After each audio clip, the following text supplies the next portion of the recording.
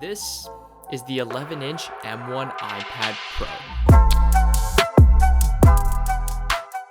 So for those of you who have been with me for a while, please don't call me a hypocrite for getting this iPad.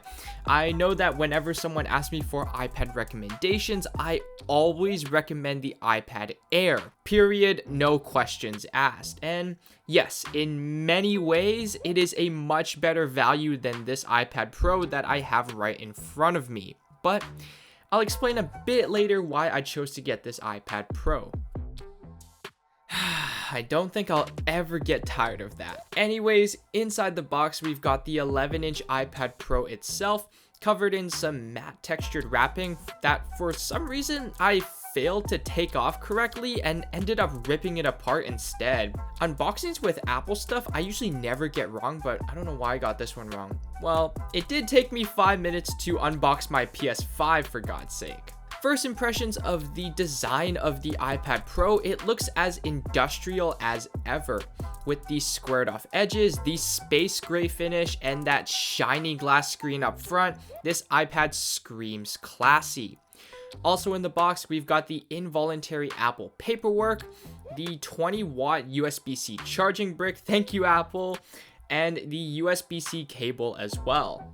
Now, the reason why I paid the extra $250 for the iPad Pro instead of the iPad Air was because I've been spoiled by two things that pushed me towards the iPad Pro: a high refresh rate screen and Face ID.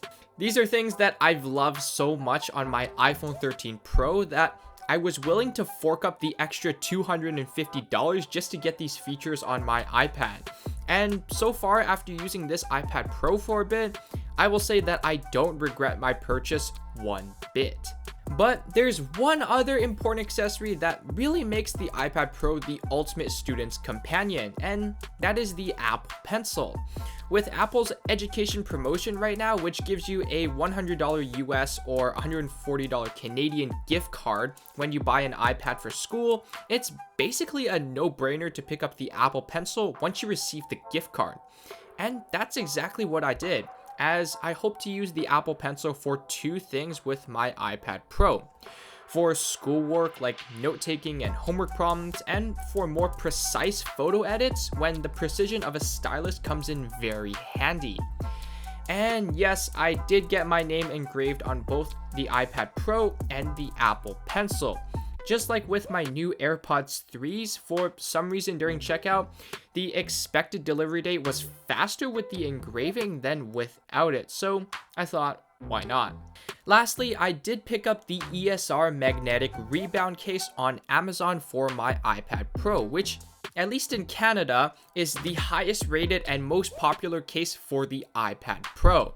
It attaches to the iPad Pro with some very strong magnets, is quite slim, and has a little slot cover to protect the Apple Pencil, which I appreciated. And that's pretty much it for my unboxing of the 11-inch M1 iPad Pro and the second generation Apple Pencil.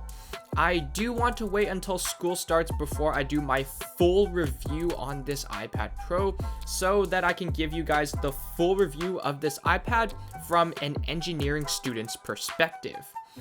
As always, gently tap the like button, hit that subscribe button, and ring that notification bell to be notified whenever I release a new video. With that being said, I hope you enjoyed this video, and I'll catch you in the next one. Peace out.